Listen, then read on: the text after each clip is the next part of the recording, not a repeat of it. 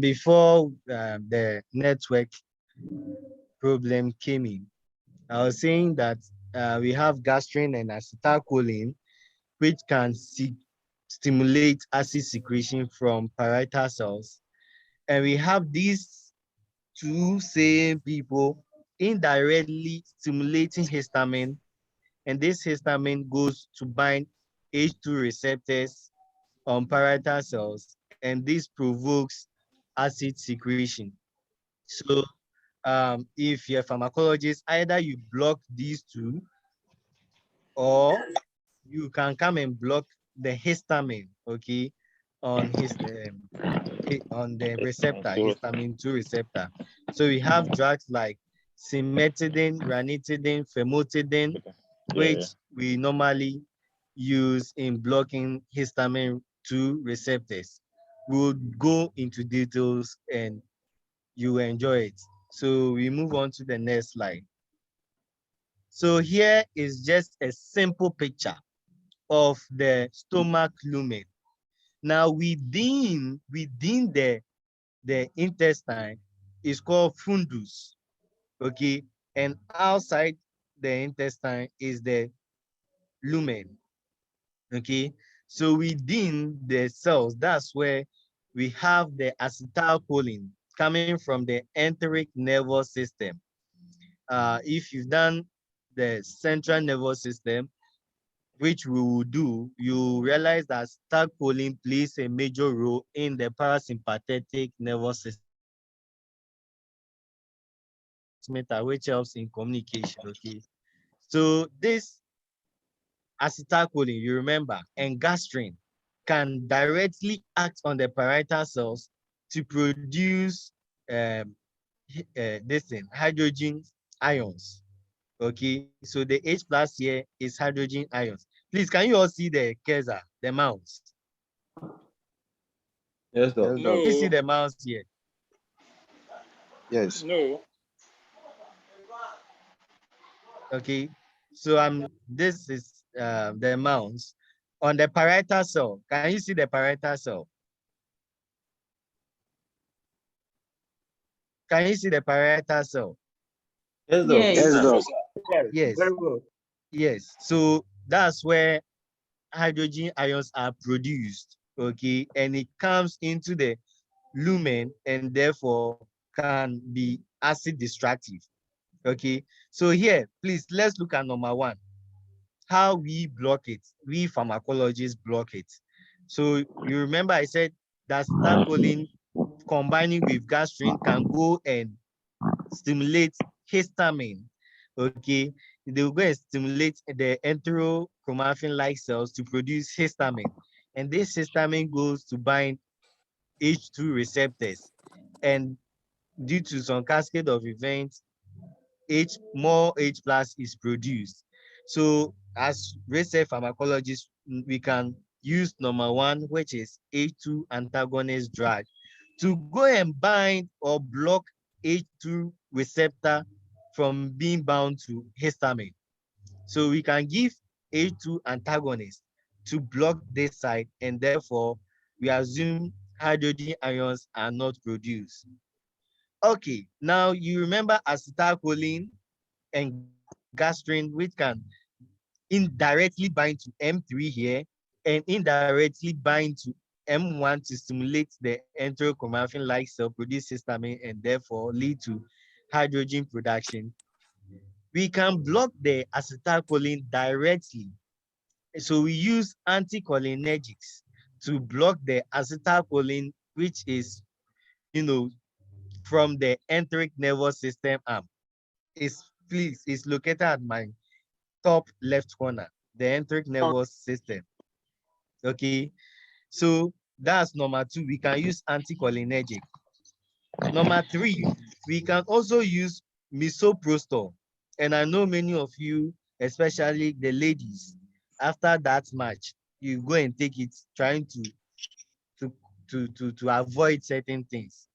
And look, I think many of you know it as cytotec.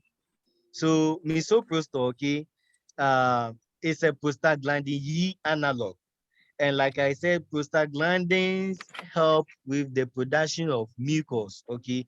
And this mucus protects your stomach walls against the harsh conditions of the acid. Now, in case you take an NSAID, the NSAID blocks COX-1. And like I said, COX-1 work on arachidonic acid to produce prostaglandins E2 and I2. Prostaglandins E2 produces that mucus to line your stomach. Here, you can use misoprostol, especially if there is no production of prostaglandins E2 due to NSAID blocking the activity of COX-1. Maybe you've taken an NSAID, and this NSAID blocks COX-1 and COX-2, and therefore prostaglandins E2 is not produced to line your stomach walls, so you can get ulcer. That's why doctors do ask, do you have history of ulcer? Because they want to prescribe a drug which is an NSAID to you. Okay, so here we give, if you are giving the NSAID, means that there will be low or no production of prostaglandins E2. So if there is no production of prostaglandins E2, it means that you won't produce mucus. So if you won't produce mucus, then it means that you have to supplement yourself with prostaglandins E2. And we use this drug, misoprostol, okay, to supplement yourself. Okay. Now we move on to NSAIDs. Now, like I said, though we are using NSAIDs to block COX-1 and COX-2, it means that we won't get prostaglandins U2 to help protect our stomach lining.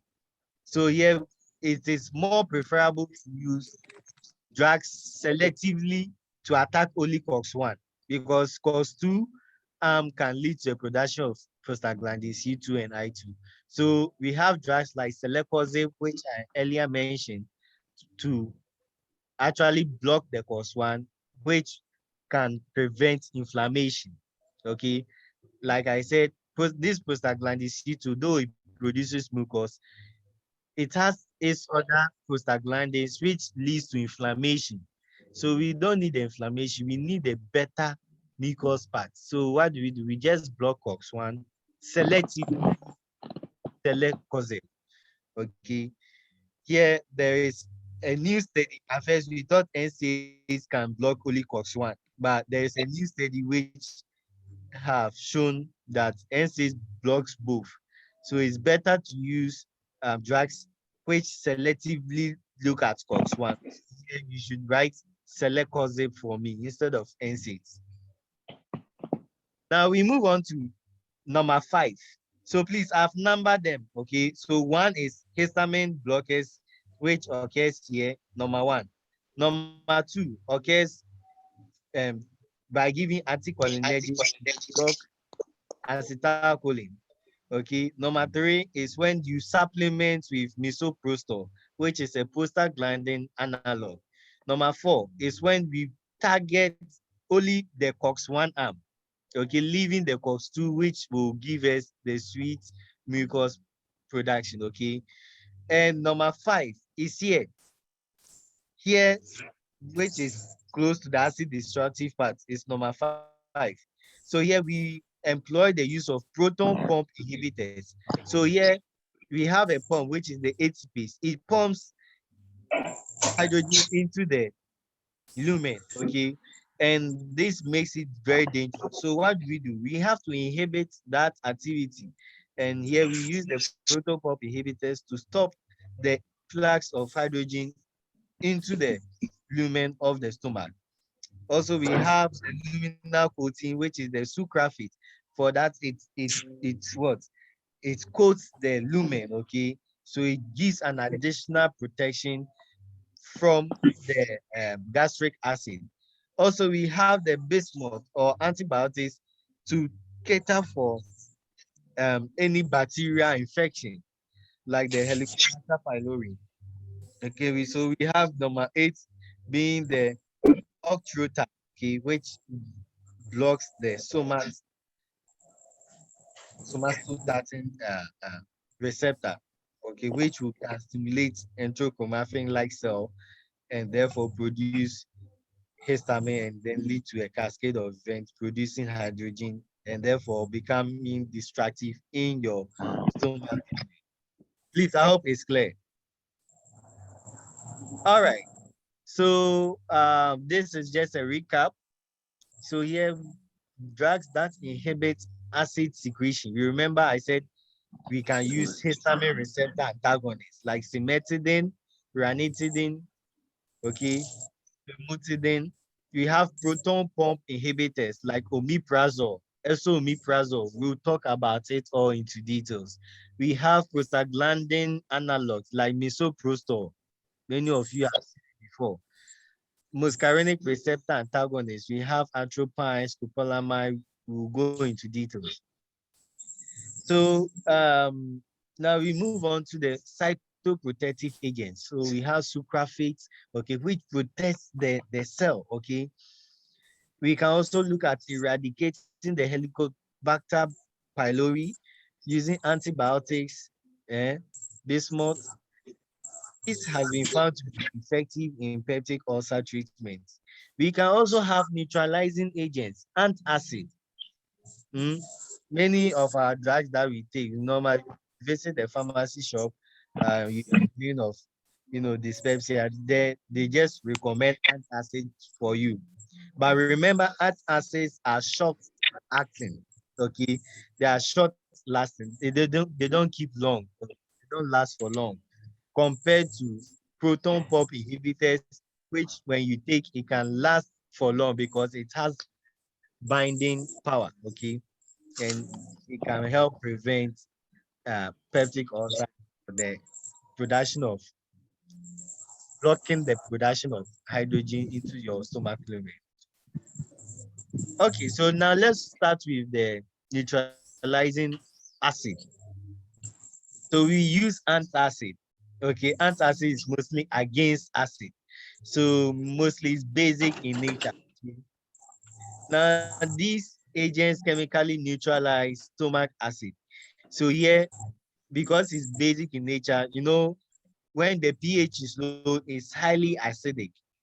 So here, giving a base is trying to raise its pH from low to high. So here, they raise the GI pH sufficiently to relieve pain of dyspepsia. They also enable peptic ulcers to heal. So we have the aluminum and magnesium hydroxides, okay, and some carbonates. However, some of the side effects of this aluminum hydroxide is that it causes vomiting, okay? And for magnesium hydroxide, normally has a laxative effect. Let me try and mute everyone because it appears some people are still close by the road and they are making noise. I can't do anything about it. Let's start. All right. So I've seen someone is asking of Buscopan. Please, we are now starting the drug, so just relax, okay?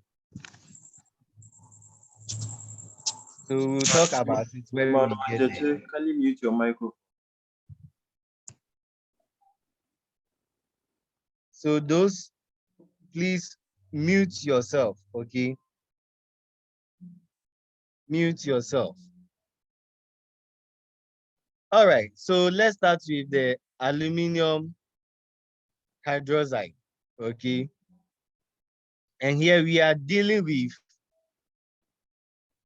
acid production, okay? And Buscopan mostly looks at, I think, spasmodic activities, okay? So if you have movement, it's mostly concerned with the GI motility. So we'll talk about it into details. So it is an antispasmodic drug, and not acidic. It's not going to attack acid. Here we are looking at dyspepsia or anti-hyper acid secretion. Okay, so we are looking at drugs to target acid production or secretion. Okay, so please, Buscopan doesn't come in here. All right, for the aluminum hydroxide, this is some of the reaction which occurs to produce salt and water. Acid and base always react to produce salt and water. But here, the side effect here is that it can cause constipation. So it raises the gastric pH to about 4. Mm. However, please, this is the pharmacology part, so pay attention. It reduces the absorption of certain drugs such as tetracycline. Okay. Now we move on to the other drug, which is also basic, but for it, it gives a laxative effect. So the magnesium hydroxide, which is also called the milk of magnesia, and please, this is the reaction. I'm not going to ask about the reactions, okay? Chemical, I won't ask about that. But you should know the drug. And yet the salt formed is relatively insoluble and remains long in the stomach and is fast reacting. Please note that the salt is not soluble. That means it can't be absorbed easily, okay? And like I said, wherever salt is, water will follow. So here the salt remains long in the stomach. That means it will gather more water together with it in the stomach. And here only a small amount of the ionic magnesium is absorbed. And when there is water and salt, everything, it can lead to a laxative effect. Okay, so I've explained why there is a laxative effect. It's due to the insoluble salt remaining longer in the stomach and therefore bringing in more water and making your stool so liquid. Mm. Now, magnesium and aluminum hydroxide can be mixed, okay, because aluminum hydroxide can cause constipation. Magnesium hydroxide can cause laxative effects. So why don't we combine so that their side effect can cancel off? Mm. So here we give these drugs, okay, and they are combined to offset their individual effects on bowel function. So we have some of these drugs, which is a mixture of magnesium hydroxide and aluminum hydroxide, such as Maalox, Mucogel, Gaviscon, Gastrocoat. Okay, so these are some of the drugs which combines magnesium and aluminum hydroxide. Also, we move on from the hydroxide. Now we are moving to carbonate. So we have calcium carbonate. And please, this is the reaction. And I remember I'm not going to ask about reactions here. So it is a very effective antacid. But here, the only challenge is that carbon dioxide is produced at the end of the day. So this carbon dioxide comes out in the form of belching, okay? And here it acts rapidly, leading to hypercalcemia. That means a lot of calcium, too much of calcium too is not good, okay? Now, aside the calcium carbonate, we have sodium bicarbonate, okay? And its effect too is also carbon dioxide, which is liberated, causing belching. But here it acts rapidly, very fast. Mm. Now, the clinical uses of antacid is used to treat indigestion or dyspepsia. Mind you, antacids are not employed as the primary treatment for peptic ulcer disease. Okay, so antacid mostly looks at dyspepsia, okay, or indigestion. But for peptic ulcer disease is not used. Okay. Now let's look at managing or inhibiting acid secretion here. So you remember I said we have the histamine blockers or the histamine antagonists. And I mentioned cimetidine, famotidine, ranitidine. And these drugs compete with histamine for the H2 receptors on the parietal cells, which can produce acid. How did they do that? So they inhibit formation of CAMP, and the activation of protein kinases. This one you should have a fair idea because in pharmacology 1, you should be taught about it. Mm. It's only the G protein coupled arm or receptor which is stimulated to or for the production of CMP. So it means that A2 receptors are gene protein coupled. So please, this is pharmacology one, but I just introduce that to you so that you appreciate what we are learning. So here, this also inhibits activation of the production of uh, uh, hydrogen ions, okay, via the hydrogen or potassium ATPase, okay, leading to a decrease in acid secretion in the lumen. Now, they have been found to be effective in reducing basal and meal stimulated acid secretion. Okay, so giving cimetidine, famotidine, ranitidine, they are more effective in reducing basal and meal stimulated acid secretion. So this is just a recap of what we have learned so far. It's not anything strange or humodious. Remember, I said acetylcholine. So acetylcholine and gastrin, they bind to some receptors. So acetylcholine binds to M3 receptor. And this uses the calcium-dependent pathway and therefore lead to the production of hydrogen ions. Now, when there is a reflux or there is a backflow of these hydrogen ions from the stomach to the esophagus, we use antacid to block that. I hope you understand. So antacid can be used to treat dyspepsia or stomach I said esophagus problems. Okay, let me put it that way. So you can also block the acetylcholine here using muscarinic agonists, okay, like atropine and the rest, okay, to block the acetylcholine so that there will be no production of hydrogen at the end of the day. So this is one pathway.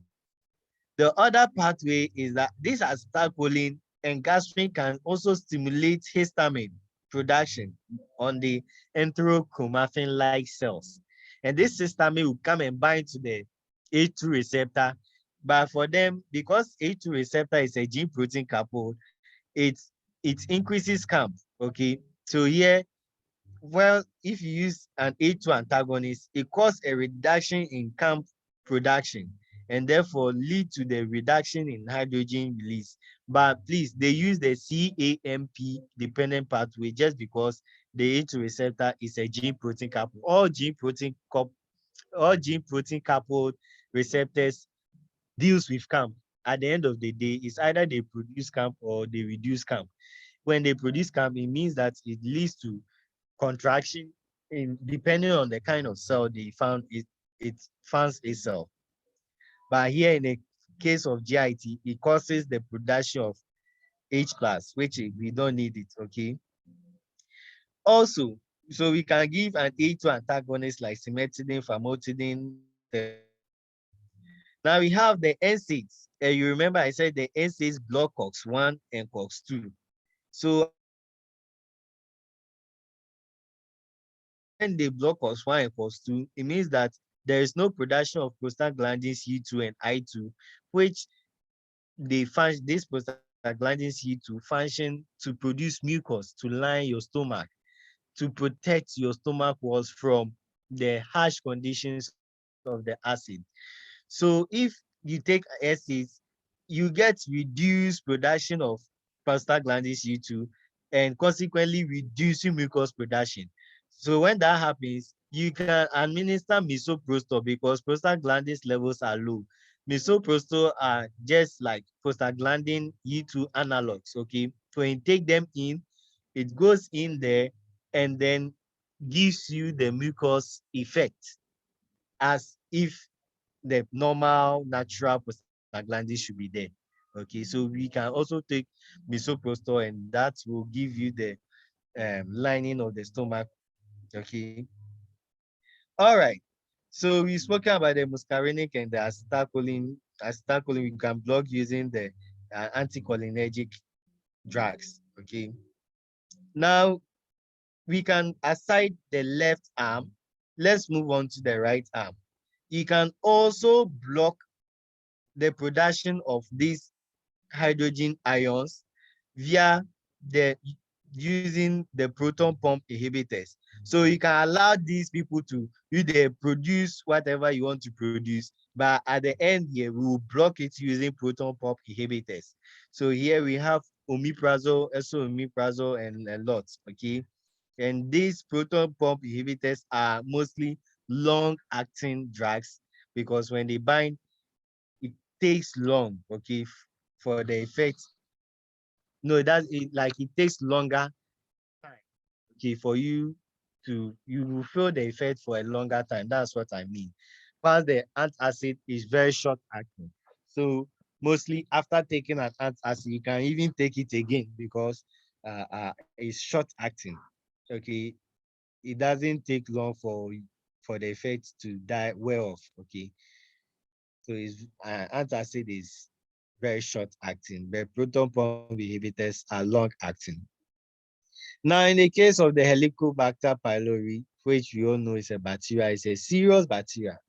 And what happens is that we can treat it using antibiotics. So you have amoxicillin, clarithromycin, tetracycline, metronidazole, bismuth. Okay.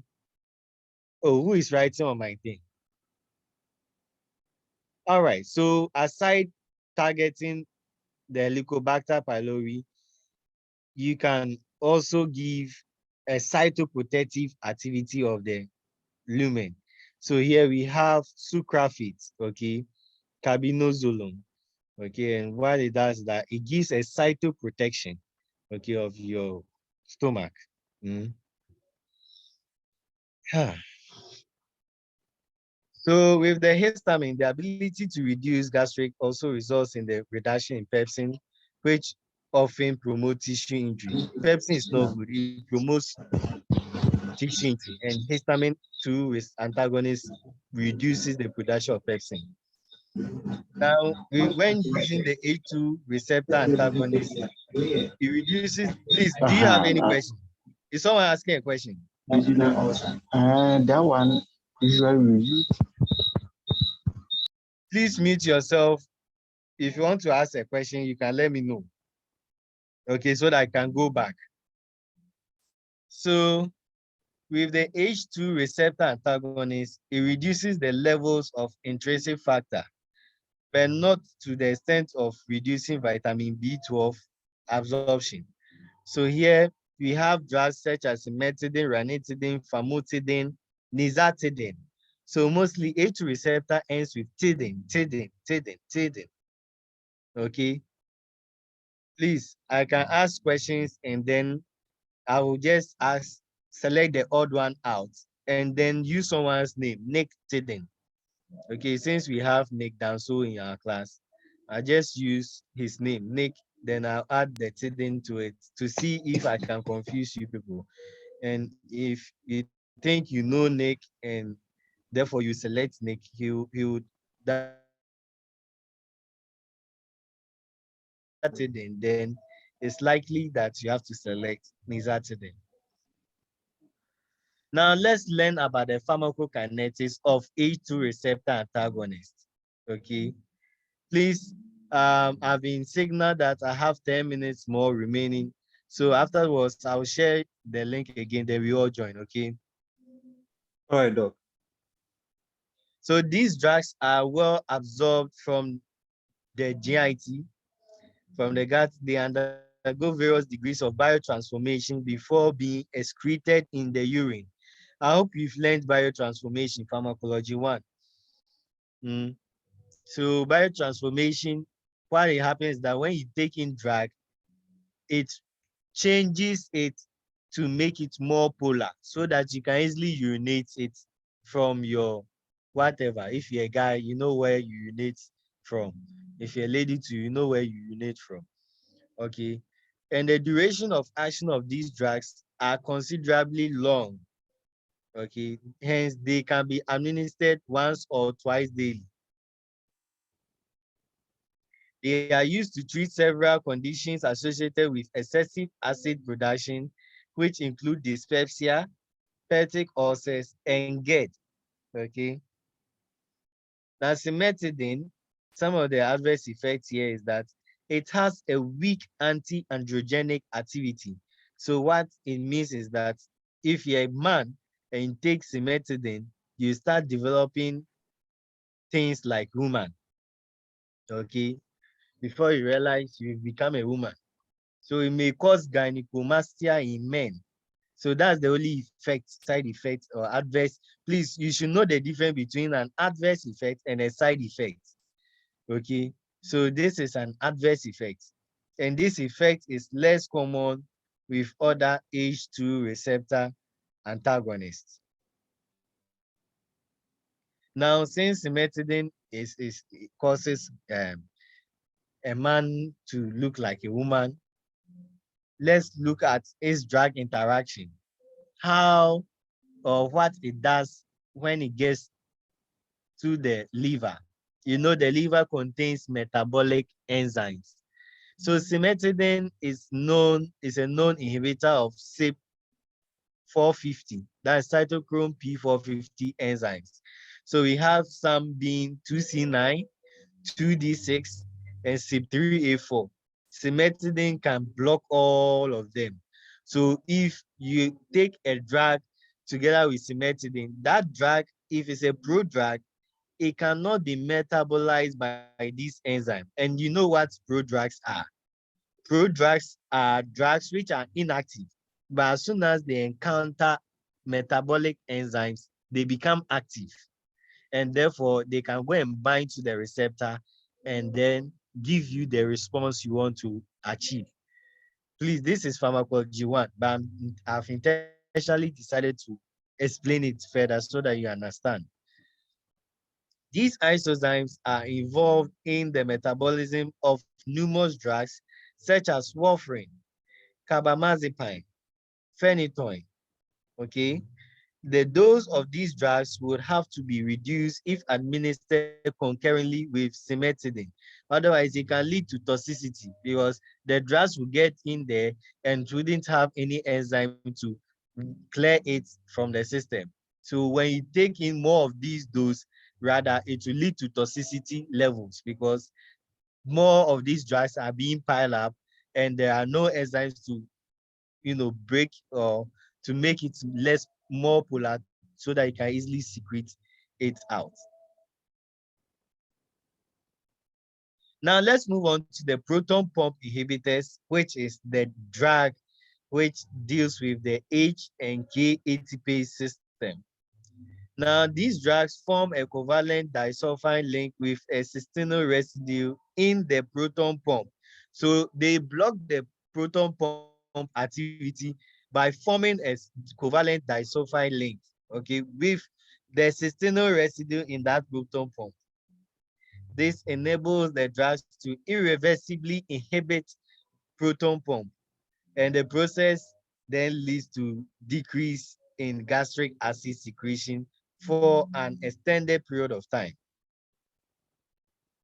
So this is where I'm talking about. The pump, eh, it forms a covalent disulfide bond. It binds to the HK ATP system, which would cause the hydrogen to come out. It just blocks it. So there's no movement of hydrogen ions into the lumen of the stomach. Now let's look at the pharmacokinetics of the drug. Now the drug can produce a dose-dependent inhibition of up to 95% of acid secretion. So dose-dependent means that as you increase the dosage of the drug, okay, there is inhibition of acid up to 95%. Mm? That's maybe if you take one tablet, maybe it will reduce it to 20. If you take two tablets, then it comes to 10. If you take three tablets, then it reduces it by 95%. Now here, a single dose can inhibit acid secretion for 1 to 2 days, and they are very efficacious and longer acting. So you can see a patient will go to a pharmacy and they'll be giving her antacid or him antacid. But the thing, he comes back after 2 weeks complaining. Now, you ask yourself, why is the patient complaining? The patient is complaining because antacid is short acting. When you take it for a few hours, then the effect is gone off or it wears off. So to use it will be better to use a longer acting drug such as the H2 receptor blockers or the proton pump inhibitors. But here, in this case, the proton pump inhibitors is even more long acting than the H2 receptor blockers. So we have omeprazole, lansoprazole, esomeprazole, pantoprazole, rabiprazole. Okay, so his own to is what? Razor. Mm? Try to keep that or prazole in your mind. Okay. Now, the pharmacokinetic of the proton pump inhibitors. Most of these drugs are weak bases. They are inactive and neutral pH, but they are activated in acidic environments. So here, I can say they are prodrugs. And onset of action is rapid with maximum effect at 2 to 6 hours. Please, proton pump inhibitors are not prodrugs because we are not talking about metabolic enzyme here. It's only active when it is in acidic environment. That is it. Okay. So it's not a prodrug. They are metabolized by liver and excreted in urine and bowel. Okay, their effects last between 72 to 96 hours. Some of the clinical uses are they are useful in the treatment of peptic ulcer. Okay, and whilst the H2 blockers can heal about 70% in 4 weeks, these proton pump inhibitors can heal 75 to 80% of peptic ulcer. So it's higher than the H2 blockers. Patients treated with proton pumps can go into relapse. This occurs as a result of persistent H. pylori infection. So whenever there's an infection, you have to cater or take care of that infection, okay? Because the infection will still persist if you don't attack it. We have 1 minute more, but let's try and see if I can finish. Yeah, clinical uses. So here they are also the drug of choice for patients with Zollinger-Ellison syndrome. You remember the Zollinger-Ellison syndrome? I said is an inflammation or tumor in the duodenum or the pancreas, which leads to more production of acid. Okay, so that's that. And high doses are required for this condition than for typical peptic ulcer disease. There are also clinical use for GERD, and omeprazole and lansoprazole appear to be the most useful in the treatment of GERD. That's gastroesophageal reflux disease. All right. So if it ends, we'll come back and then we'll continue with the muscarinic receptor antagonist. Then when the next session ends, we would then look at